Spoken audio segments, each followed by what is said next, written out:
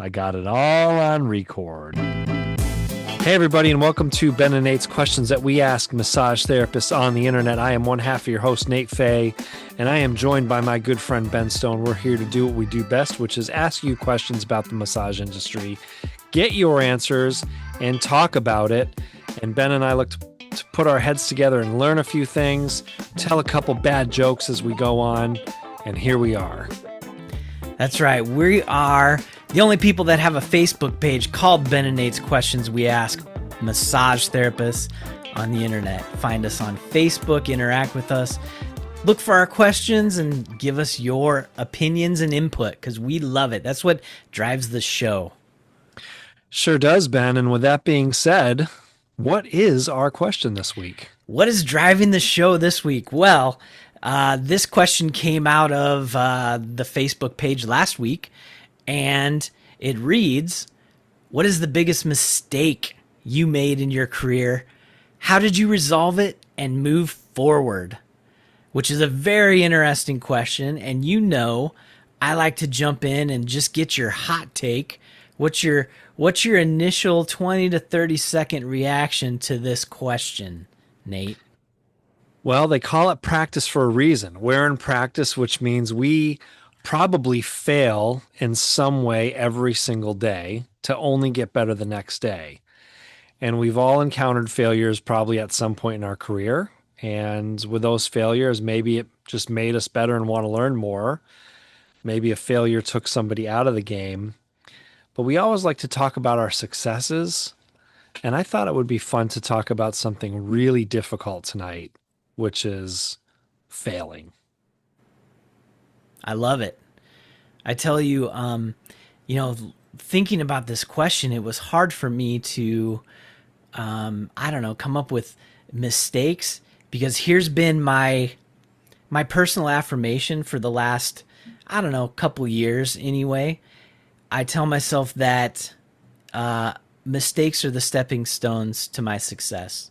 So failures get me to a better level of success. And that's my 20-second hot take. You know, if I could add one more thing, Ben, because we are like old now. When I make mistakes, I use a lot of salt because salt makes mistakes taste great. I love it. Well, how about we get into, so we asked this question on our Facebook page and we got actually a few responses. Should we talk a little bit about maybe some of your favorite responses? Or, we probably can talk about all of them, but is there one in particular that stood out to you? I think with this particular question, they all stood out to me in some way because I think these were the brave souls. We ask questions every week, and sometimes we get a lot of responses. Sometimes we get a decent amount of responses. And this yielded the least amount of responses, Ben, which I actually expected. And so I kudos to the 4 brave souls that were brave enough to put themselves out on social media and talk about their mistakes. So I'm going to give them all a favorite this week. But I'll start with this one. I kind of like this one because I think this hits home for a lot of us, which is Sarah came out with the biggest mistake that she made was not protecting my peace by giving too much of myself away in the early years. Booking clients, not really holding hours, maybe on Fridays or Saturdays. And, she goes on to talk about, because we do that, right? We are givers at the end of the day. We love to make people feel better. We've talked about our whys. But ultimately, that can start to affect other aspects of your life.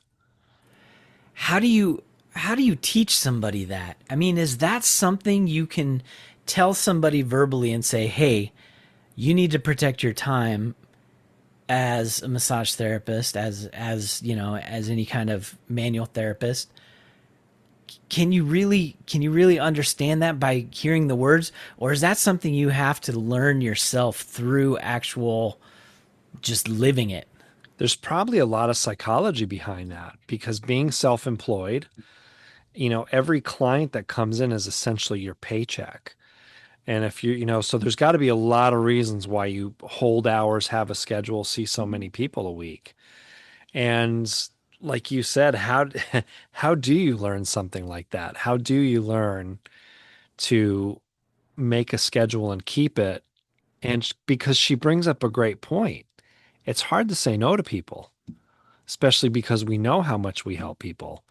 So if, Fred calls you and Fred's already an established client, and Fred calls you up and says, Ben, I threw my back out this week. Is there any way you can sneak me in this week? Yeah. I What do you mean, do? it's that, and also what you brought up earlier, the scarcity. If you're not busy, I mean, and you're looking at an extra, whatever, $120, whatever the Yeah, national average is, like, to say no to that. Oh, sure, I'll come in on Saturday. right, I right, mean, I've done it. I've done it plenty of times because I was at the point where, like, hey, I need to pay rent, and so you right. bet your butt I'm coming in. Oh, you want to come at 9 o'clock tonight? You got it. I'll meet you there. Yeah. There was a period of time that I did it for the financial reasons. And then there's been a long time that I've done it just for the reasons that, I mean, I've established such a family-like clientele that it's gotten really hard for me to say no to people.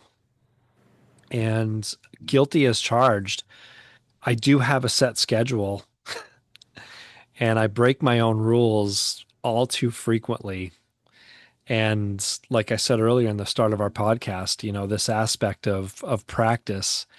And here I am 20 years later, another week's gone by, and saying no a little bit more than I did last week. You know what I've found is when someone really needs to get in, and I want to get them in, and if I can find a spot where, like, hey, I can squeeze you in here for half an hour, they'll find a way to make it happen if Yeah. they really want to get in. And Even then if there's it's, that. they'll Right. say, "Oh, you can't get me in on Saturday."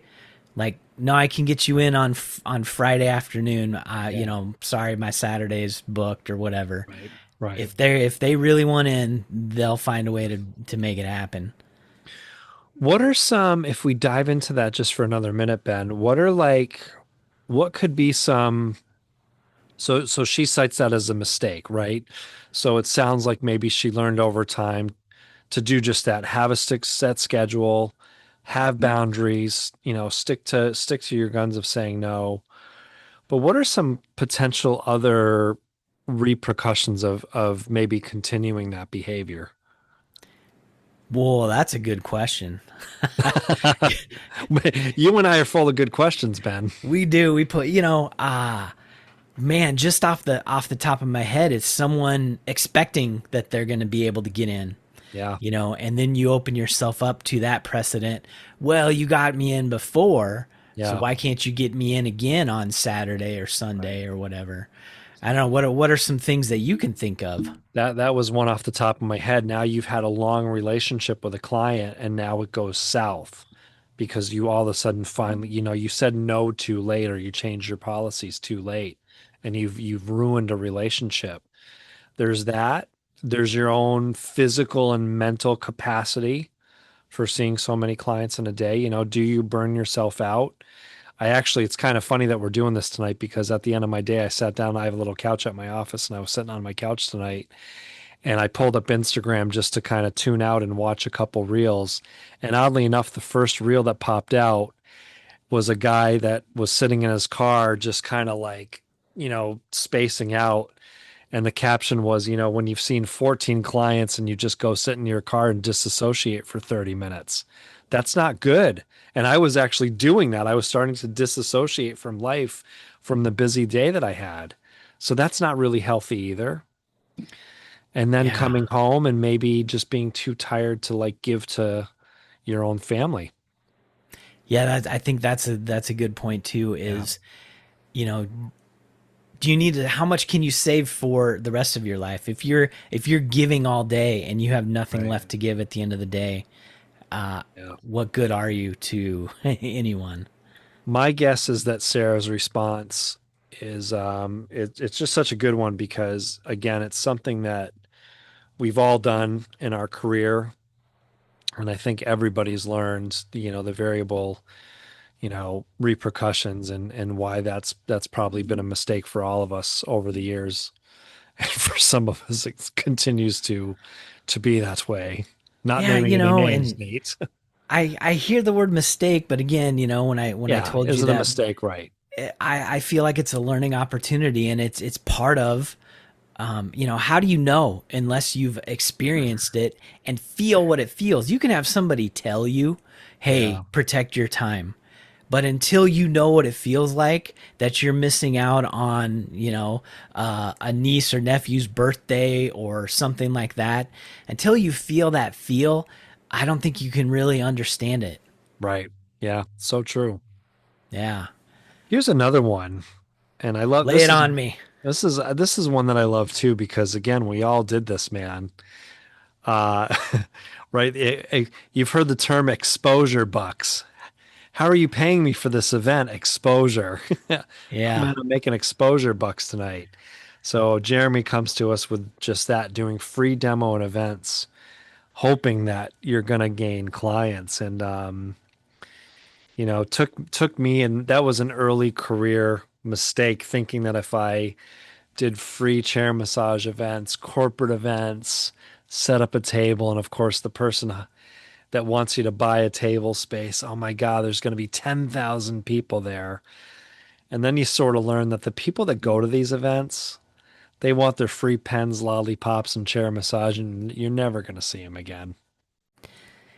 Yeah, where did this rumor get started that doing free work would get you more, especially I'm going to say chair work, because I did a fair share of chair work for a while, but it never got me customers in my office. It Right. got me more chair work, Yeah. but it didn't get me more office work. Yeah. And so that's just it. So let me ask you this. So he goes on to say that, once he started to charge, then there was return and repeat clients that perceived the value. So in your case of, well, let me say this too. One of my old chiropractic colleague used to say to me, I always like the saying, you can't have value in something that has no value. And I always liked when he said that because that's just that. So if you put value into something, so in your chair massage events, did you charge for those? I did, yes. Yeah, But the majority probably. of them, I did do a few that were free type stuff, but I learned quickly. I was like, "Hey, this sucks. Yeah. I don't want to do this." I got called just about 2 months ago. It's the end of the school year. I haven't been called to do a chair massage event in probably like 15 years. Yeah. And I got a call out of nowhere to do like a safeguard event, Okay. 11 p.m. to 3 a.m., which, musician Nate 6 years ago would have been like, no problem. Now, like, you know, non-musician 50-year-old Nate is like, oh, hold on. Like, there's got to be a lot of cash involved Yeah. to do I 4 hours of chair massage, bring equipment. And then this is back to what these so-called event organizers don't think about, right? You have to bring equipment, you have to bring disinfectant, you have to bring disposable face cream, anything else that you can think of or that you bring. So I called them up and I said, okay, well, and I threw a price at him.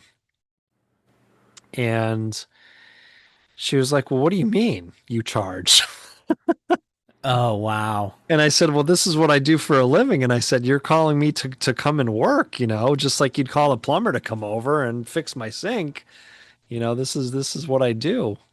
And she couldn't get over that I would charge them. Couldn't get over it. Wow. So Yeah. anyway, think of all But the exposure I could have gotten, Ben. you could have been knee deep in exposure. Knee deep. What about you, buddy? Why don't you give us the other couple answers here? Oh, let's see. I mean, so we had somebody talk about that they were using a certain platform to take scheduling, and it messed everything up. And I actually used one of those programs myself. Oh yeah. I think it's called Vagaro. I think that's how you spell it. It's a great piece of software if you have a multi-therapist establishment. But if you're a solo practitioner, that thing is a pile of junk. I'll be honest. Like Yeah. for me, it just didn't. I mean, I'm sure other people like it, but so basically, what it said was it cost her, money because things weren't working right. And boy, that's one of those things where I think people get. I don't want to say married to a certain service, but they get locked into a certain service, and they're not willing to make the change quick enough. I Sure. mean, that's one of the things in business that I've heard from a lot of people is be willing to make changes quickly, Yep. and just go with it. Because at the end of the day, if you make the wrong decision, you can probably go back. Most times, you can Hmm. go back and redo and rethink what you did, but acting quicker is better than sitting on it and losing more money. Yeah. So I feel for her and some of the things that, losing money, that's a pain in the butt. But also, can you learn to say, hey, my app wasn't working great, and still charge the people, like I have some issues every once in a while with my app, and I just don't go giving away free work. I Right. find a way to, collect money. Sometimes people forget their checkbook or whatever, and I've seen them long enough where I can say, "Hey, that's okay. Why don't we just take care of it next time you come in?" Some people aren't comfortable doing that. I wouldn't do that with first time people. Yeah. If I Definitely don't not. have a Definitely not. relationship with them, but those are things I wouldn't call them mistakes, but they're things that I've learned over because I've definitely been stiffed before when I've done that. So if I don't know you, you're gonna pay. Um.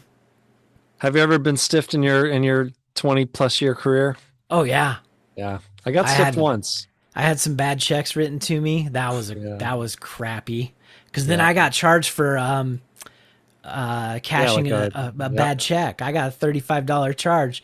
Reached out to the person. They were gone. Long Can gone. you imagine? Like, come on, man.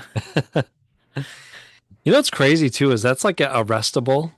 Like that. I mean, technically, that's theft it's theft.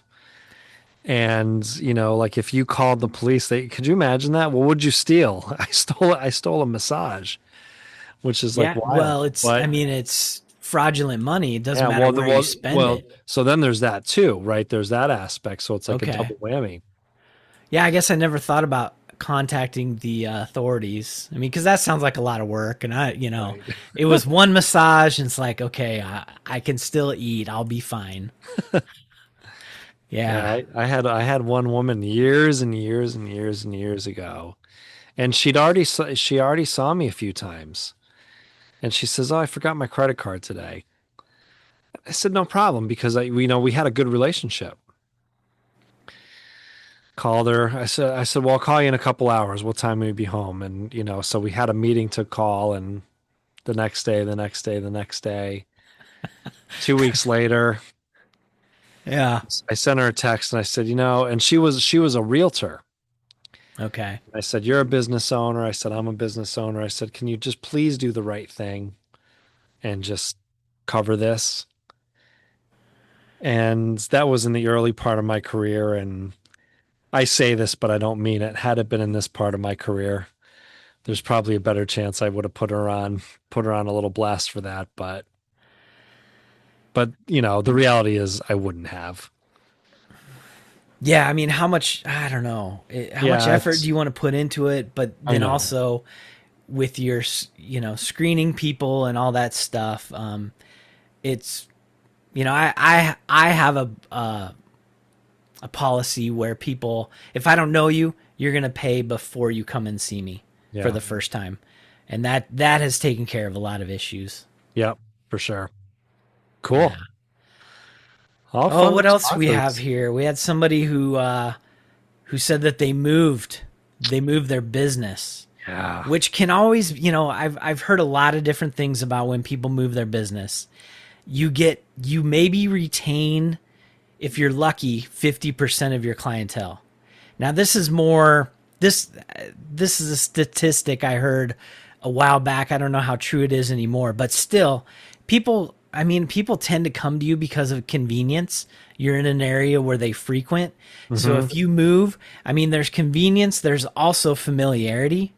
So Right. you move away, you lose that familiarity. So you're potentially going to lose, up to 30 to 60% of your clientele.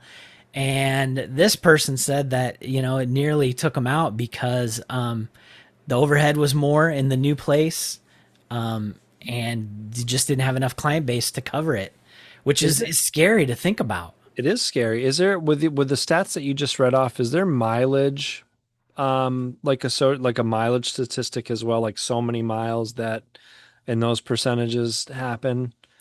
I don't recall that. I mean, this is from a long time ago that I read this, so it's a little fuzzy in my head what I'm recalling. Yeah. So Well, I can, I so we've talked about this. I moved my practice last year yeah, and one town over. Now, one town over equated to a mere 2.5 miles down the road, okay, in a straight shot, no extra turns and no extra this. Literally, just a straight shot down the main drag. And I was scared to death, man, because it's exactly what you said. While I didn't know those statistics, that like you said, routines for people are real, yeah, and there's enough people that could say. I mean, you could say, well, it's 2.5 miles, and I drove multiple times and kept clocking myself in the beginning.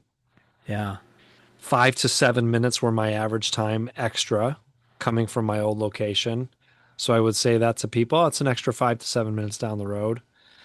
And I didn't lose anybody, but the risk is certainly there. I had two people got a little crazy with me, two longtime clients.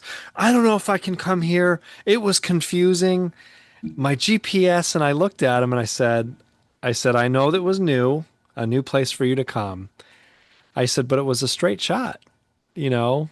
And after I kind of talked him off the ledge, because there's that right new location anxiety. I get yeah, anxiety when I have an appointment in a different spot that I've never been to. So absolutely. so I get it. But I could see exactly what you said of losing a lot of people based off of routines, comfortability, familiarity. Maybe it's another 20 minutes down the road. Yeah, and I think those percentages were more for like a larger business, Yeah. so a multi-therapist office, or say even it probably even relates into I'm gonna say like hairstylists and nails and that kind of salon and spa type thing. Because I've moved several times, and yes, I've lost some people, but I've never been. It's never taken me out like that. Yeah. Like like our listener is saying that he wrote in and had a hard time. Right. But Right. every location is different, distance, all that stuff affects it. Yeah. There's so many factors. I would like to think, and I think you were alluding to this, that at the end of the day, our average patient visits are probably once a month, let's just say on average. So, maybe more, maybe less, but going to the dentist, going to a doctor's appointment, my mom drives like 40 minutes to like her doctor once Yeah. a month, something like that. So, but I get it. Like this person said, man, you hope you go to a bigger, more affluent community and could be, it's not always what it's cracked up to be. So I appreciated Gavin for being vulnerable and sharing that. Yeah. I love that people are sharing because it's tough. It's tough to say, "Hey, I messed up." I bet you if I ask people, and I'm going to do this, so I'm going to give a sneak preview to our next question. Ooh. Just going to talk about sharing your successes. And I know we've had questions like that before, but I bet we're going to get triple the responses. What say Awesome. you? I hope so. I hope we quintuple, or I don't know what 10x it, 100x it. I like it. Yes. So we talked about what our listeners wrote in and talked about, but let me ask you, Nate, what what would you consider to be one of your bigger mistakes in your career, and then how did you resolve it and move forward after that? I was thinking about this all day, knowing we were going to talk about this tonight. I want to just talk about something for a minute though. So I want to, Sure. I'm going to avoid your question for a minute and I'm going to lead into it. You're good at avoiding my questions. That's fine. And so when I was, when I was studying classical music, double bass, back in my Heart School of Music days, and being a double bassist, because double bass was a pretty, even though it's a classical instrument, there wasn't like a lot of repertoire written for the double bass like there was the violin, or, Mozart and Bach and Beethoven weren't sitting down penning concertos for the double bass. So the double bass there was a lot of what we would call contemporary music. So composers in the 40s and 50s and 60s and 70s started composing, maybe concertos or sonatas or different types of pieces for the double bass. And sometimes with a lot of contemporary classical came a lot of like weird compositions. Okay. So, maybe you weren't hearing like standard music coming out of, a soloist. Maybe there was percussive like sounds, or maybe you would talk or vocalize while you were playing your instrument. And let's face it, in the 60s and 70s, that was a pretty experimental time overall. Mm-hmm. So there was a piece written for the double bass called Failing. And the piece, it was a solo piece, Failing, for the solo double bassist. And it was about about a 7 to 10 minute piece. All right. No accompaniment. And what you had to do, the piece got progressively harder every few measures. All right. So it started off really simple, maybe just some quarter notes or whole notes or pizzicato, and then going into some bowed parts. And then the bowed parts got progressively more difficult, going up and down in different ranges, different time signatures, different key signatures, so on and so forth. But during all this happening, all this chaotic music, your job as the soloist was there was a narration piece as well. There was a piece that you were narrating. And the whole narration for 7 minutes, as you were playing these progressively difficult parts, was to talk about how the composer of this piece wants me to fail. And the purpose of failing is failing in this piece. So the purpose of the piece Failing was to fail. And it's this whole negotiation with yourself, the narration. Well, what if I succeed? Did I still fail at failing? Anyway, Mm. it's you can find this on YouTube. So anyone listening, give up 7 minutes of your life and check it out. It's a pretty interesting piece, and it's an interesting psychological piece the way it's written. Yeah. So now to answer your question, I want to ask you though, real quick, if you're familiar with the video game Guitar Hero. yes, of course. And are you familiar with the song Through the Fire and Friends for Flames the by Plans, Dragon Dragon Force? Force, expert level. That is a failure, always, That's a for me. failure. Right, absolutely. So I thought long and hard about the biggest mistake that I made. And the biggest mistake that I made in my career was waiting too long to raise my rates. I like it. Tell me more. Why do you feel like waiting too long is a failure or is a Well, mistake? a lot of this was, if I look at three parts of my career, the first part of my career working with a chiropractor, them setting the prices back in the $65 days. Yeah. When I went on my own, which was scary. So anyone that's gone out on their own can relate to that fear and anxiety. Am I going to fail? Is my practice going to fail? Are people going to follow me? So I better keep my rates the same. So while many massage therapists were going up into the $80, $90 range in that time frame, I was still hanging out at 65. And all of a sudden I found myself in the last few years doing these drastic price ranges to kind of catch up and keep up. And the reality is it never hurt me. Kind of like Jeremy said, and this goes right back to Jeremy's answer. I think it just gave more value to what I do and what I did. And most of my clients were like, yeah, you've been charging too little for too long. But if I could do one big do-over in my career, I would have my rate should have been um up a long time ago. So then how do you figure out the resolution for this as as you realize that you needed to raise your rates? Do you have a plan in place to keep your rates being raised on a regular basis? Yeah. How do Yeah, you deal with that? I feel like over the last few years, which may sound too late to some of our listeners, but hey, I'm being vulnerable here. But yeah, now I have a plan in place where they're definitely at a place where they should be, where I would want them to be. And now I feel like it's easier down the road to do that yearly increase that doesn't have to be so drastic anymore.